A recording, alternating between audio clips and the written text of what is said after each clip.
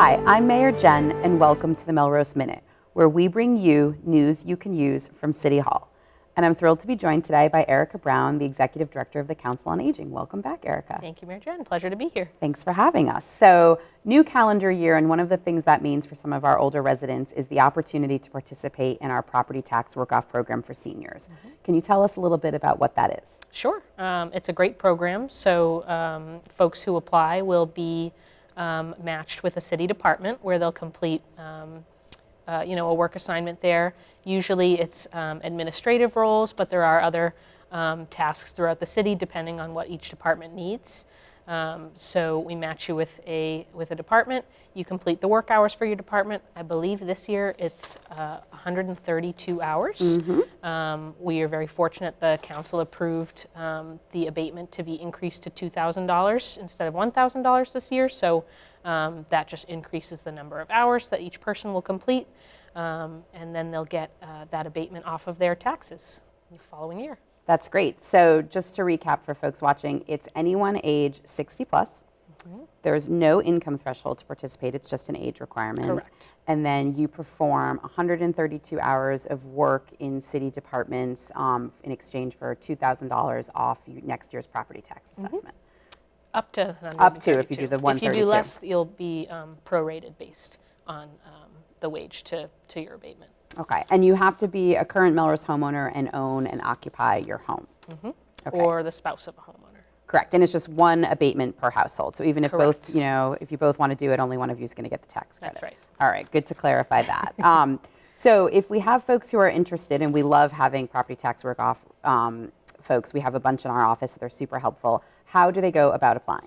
So they could either go on the city website to the Council on Aging page. All of the documents are posted there, so they could print them out at home and bring them into the Council on Aging office, or we have applications available in the Council on Aging office and the Milano Center. So folks can pick those up, fill them out, attach any necessary documents, which are all outlined on the cover sheet, and bring it back, and that gets this process started. Great, and obviously, it's the start of the calendar year. We always have folks who sign up every year to participate, but really those hours just need to be completed sometime between now and December 31st of 2025. So even if folks aren't ready to sign up right now, they can let us know really at any point during the calendar year that they're interested, and if we have availability, we'll match them, and we can use people all year round. So it's not just a winter activity. We take people winter, spring, summer, and fall. Right, yep. Great. And the great thing, Melrose has a lot of very kind individuals who just like volunteering and like giving back to their community. So sometimes folks who have completed their hours will, stay on in that position. If we do have more applicants than we have positions this year, we're going to kindly ask those volunteers to, make room for somebody new who still needs to complete their hours. So that's an exciting thing this year.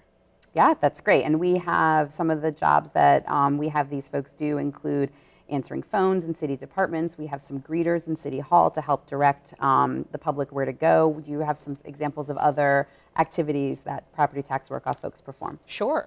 We try to tailor it towards each department, and then, if we do get an applicant who has, work experience that we think might translate well to a position, we'll get in touch with the department and say, for example, we had a retired nurse apply, so I reached out to the Health and Human Services Department to see if they needed any help. I know the schools do, regular hearing and eye checks. They do flu clinics, so, that was a really nice matchup that we were able to create there. But there's all kinds of positions. The rec department has folks out in the parks and fields doing checks on equipment, making sure that the parks are safe for people to be in. What else can I say? The Council on Aging has 2 positions that are new this year, helping us out around the center, getting our space ready for the next program. We have receptionist positions as well at the center, so answering phones, but at the Milano Center and keeping seniors up to date with what they need to know. So lots of opportunities to do lots of important work for the city and to help residents. So it's a really great opportunity for our older residents to get out, get engaged, keep those professional skills fresh, lend their expertise, and to help address what we know can be a very expensive place to live, which is Melrose, to help kind of ease some of that financial burden. So it's really a wonderful program. I know we love our property tax work-off folks in the mayor's office were excited to see some returning faces this year. Anything else you want to let the public know about this program? I think I would just say, again, apply anytime, anytime between now and December 31st. If you didn't think the program was, up your alley, or that you'd qualified at the beginning of the year, and, things change and you're ready now, apply now. We will have positions open up as the year goes along, so.